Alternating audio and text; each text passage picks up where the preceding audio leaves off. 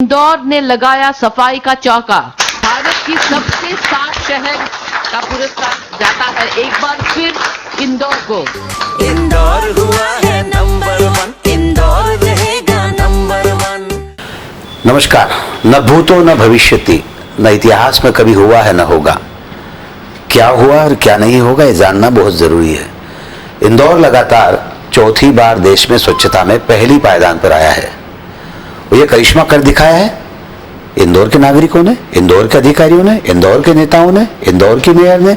तमाम सारे लोग इसमें शामिल हैं, लेकिन जो कप्तान की भूमिका होती है वो बहुत महत्वपूर्ण होती है। और ये सब कारनामा करने वाली महिला हमारे साथ मौजूद हैं, इंदौर की पूर्व मेयर मालिनी गौड़। स्वागत है भाभी आपका इस हमारे कार्यक्रम में। आमतौर पर एक गृहिणी के तौर पर आपको देखा जाता था, राजनीति में आपका एकाएक प्रवेश हुआ, लेकिन आप तो उस परिभाषा को बदल दिया। लगातार 4 बार स्वच्छता में इंदौर को पहला रहने का जो खिताब मिला है, उसमें आपके प्रयासों की जितनी तारीफ की जाए उतनी कम है। क्या कहते हैं इसको लेकर आप? वास्तव में जब लखन जी के जाने के बाद मुझे जो माननीय मुख्यमंत्री जी ने दायित्व दिया जी, उसमें सभी लोगों का प्यार स्नेह शामिल था और उसी विश्वास के साथ मैंने काम करना शुरू किया। और 3 बार से विधायक और उसके बाद महापौर का दायित्व मिला, जब बहुत ही चुनौतीपूर्ण काम थे।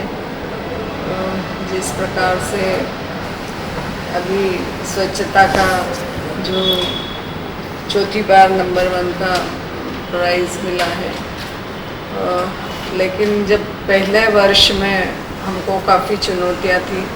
जिस प्रकार से इंदौर शहर में कचरा प्रबंधन का काम चल रहा था, किसी कंपनी को दिया गया था और उसके कारण हमको नगर निगम को कोर्ट में खड़ा होना पड़ा था।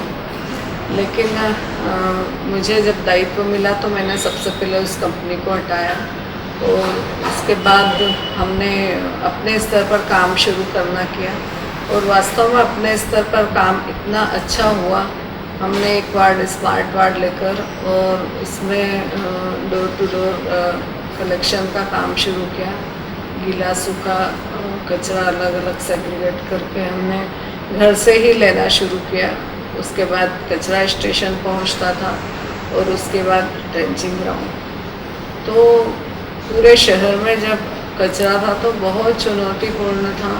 सभी लोग सुबह से शाम तक लगते थे, चाहे वो सफाई मित्र हो, चाहे हमारे सब अधिकारीगण हो, जनप्रतिनिधिगण हो, हम सब लोग, मैं खुद स्वयं 5 बजे उठ के जब ODF का कार्य चल रहा था तो मैं डिब्बा बजा के लोगों को वहाँ पर जगाती थी, अवेयर करती थी।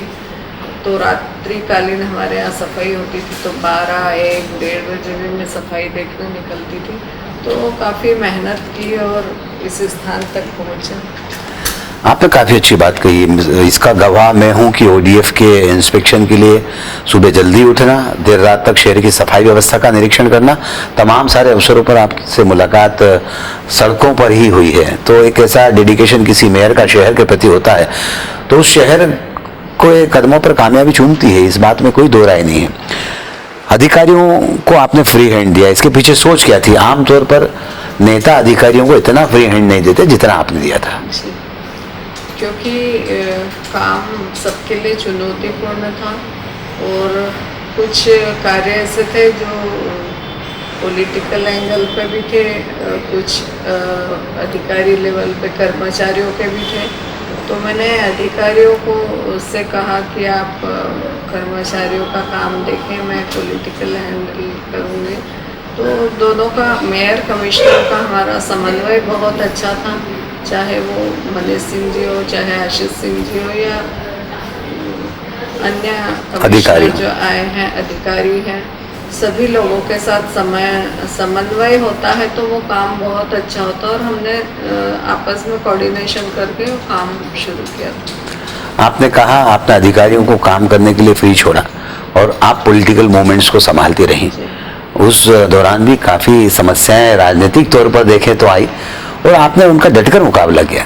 जी, जिस प्रकार से हमारे शहर में जो लोग पशुओं को छोड़ देते थे शहर में हर जगह पशु दिखते थे, कई लोगों को मार देते थे, कई लोगों की मृत्यु हो जाती थी। ये एक बहुत बड़ी समस्या थी। और जब नगर निगम की गाड़ियाँ निकलती थी तो पीछे से गुंडे बदमाश चाकू छुरे लेके जो निकलते थे, वो भी बहुत चुनौतीपूर्ण काम था। सभी हमारे जनप्रतिनिधि के साथ मैंने बैठकर चर्चा की कि इस मुहिम को चलाना है तो आप सब लोग सहयोग करेंगे तो मैं आगे कर पाऊँगी। और सभी जनप्रतिनिधियों ने इसमें सहयोग किया और इस प्रकार से हमने इस शहर से आवारा पशु भी हटाए।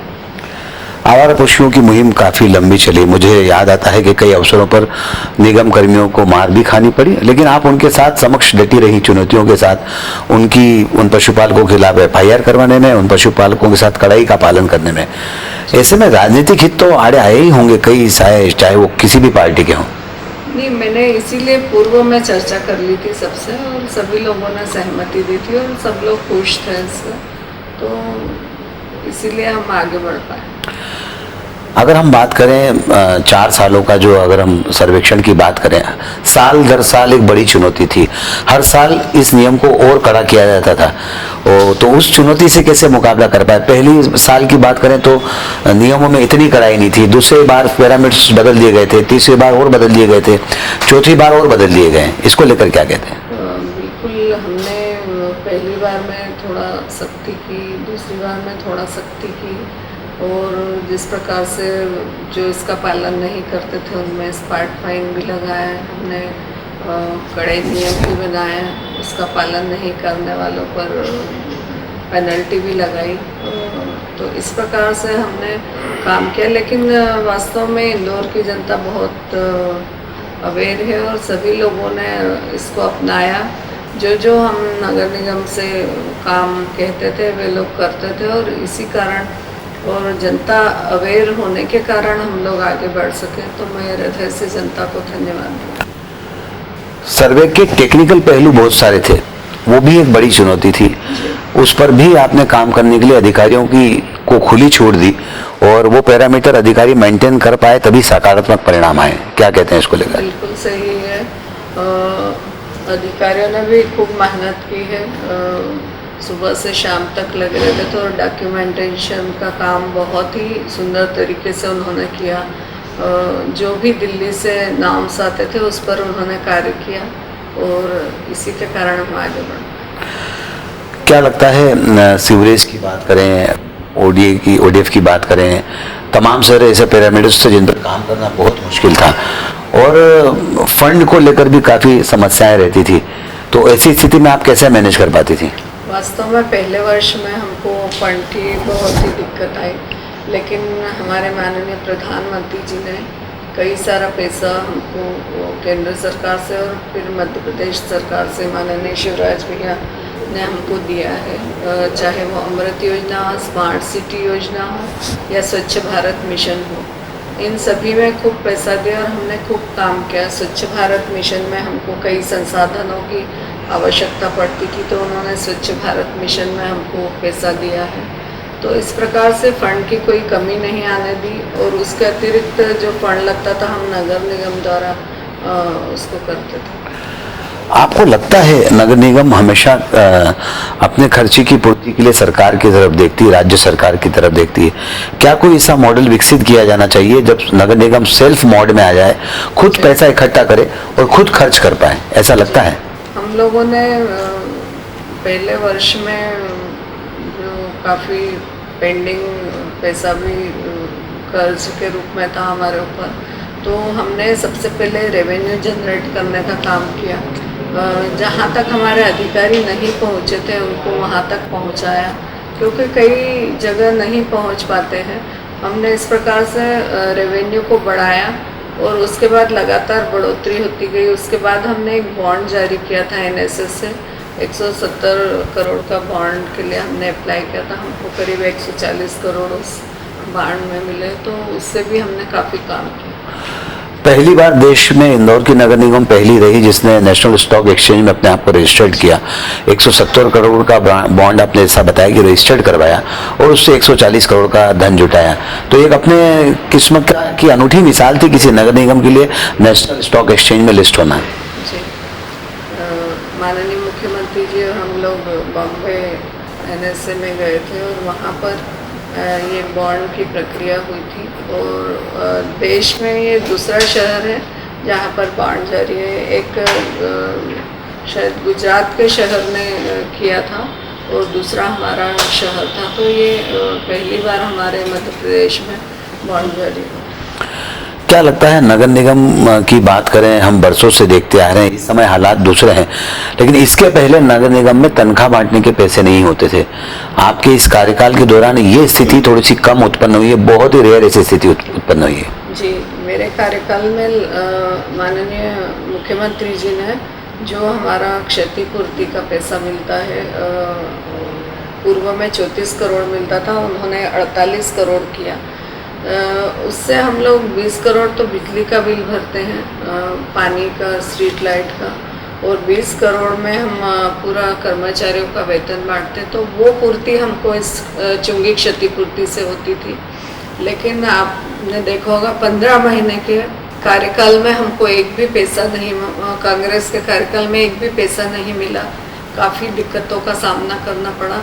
जितना हम लोग रेवेन्यू जनरेट करते थे उसमें से ही पूर्ति होती थी, लेकिन काफ़ी पैसा पेंडिंग बिजली के बिल का हो गया क्योंकि हमको ये राशि नहीं मिल पाई। स्मार्ट सिटी की अगर हम बात करें, शहर को स्मार्ट सिटी बनाने की दिशा में आपके प्रयास काफ़ी तेजी से चल रहे हैं। धीरे धीरे स्मार्ट सिटी की जो परिकल्पना है और जो योजना है वो मूर्त रूप लेती जा रही है। क्या लगता है, कब तक ये स्थितियाँ ठीक हो पाएगी और कब तक हम शहर को एक स्मार्ट सिटी के तौर पर देख पाएंगे? स्मार्ट सिटी माननीय प्रधानमंत्री जी की योजना है और हमने बहुत ही चुनौतीपूर्ण एरिया लिया, रेट्रोफिटिंग एरिया, जो घना जो एरिया है हमारा मध्य क्षेत्र, वो एरिया हमने लिया था। इसमें 2-3 था, ग्रीनफील्ड था इसमें, तो हमने रेट्रोफिटिंग एरिया इसमें चुना था और उस पर काफ़ी काम हुआ है। स्मार्ट सिटी में हमको काफ़ी पैसा केंद्र और मध्य प्रदेश सरकार से मिला है और इस पर अभी भी काम चल रहा है और काफ़ी काम हुआ। एक बात बताइए, आपने स्मार्ट सिटी के लिए अपने क्षेत्र को चुना, आपके क्षेत्र की जनता का विरोध उसमें काफ़ी हुआ। आपको कभी अपने राजनीतिक भविष्य की चिंता नहीं हुई कि मैं अपने क्षेत्र में इतनी तोड़फोड़ कर रही हूँ और मेरे क्षेत्र के मतदाता नाराज हो जाएंगे? बिल्कुल नहीं। मैं बताना चाहूँगी कि मेरा एरिया नहीं, मेरा विधानसभा का एरिया ही नहीं, विधानसभा 1, विधानसभा 3 और विधानसभा 4 तीनों एरिया उसमें सम्मिलित है। करीब 772 एकड़ का एरिया, ये स्मार्ट सिटी का एरिया हमने लिया है रेट्रोफिटिंग में। और जिस प्रकार से तोड़ हुई है, यहाँ शहर की रोडें सुंदर हुई है, चौड़ी हुई है, तो सभी लोग खुश हैं और मुझे इस बात की चिंता नहीं होती कि मेरा पद रहेगा या ना रहेगा, क्योंकि मुझे जो दायित्व दिया उस पर मुझे काम करना, उस पर जनता के ऊपर मुझे खरा उतरना, सिर्फ मैं काम और काम करती हूँ। क्या बात है, सिर्फ काम और काम करना चाहती हूँ। वाकई में एक महिला जो घर से निकलकर, घर की चाह दीवारी से निकलकर राजनीतिक क्षेत्र में आती है और राजनीतिक क्षेत्र में भी सफलता के इतने झंडे गाड़ती है, उसके पीछे उनकी दृढ़ निश्चय और उनकी जिजीविषा है। यही एक बड़ा कारण है इंदौर शहर को इस 4थे वर्ष भी लगातार स्वच्छता का रिकॉर्ड बनाने के लिए। क्या लगता है, आपने महापौर के कार्यकाल से अपने कितने संतुष्ट हैं आप? मैं पूरी तरह संतुष्ट हूँ।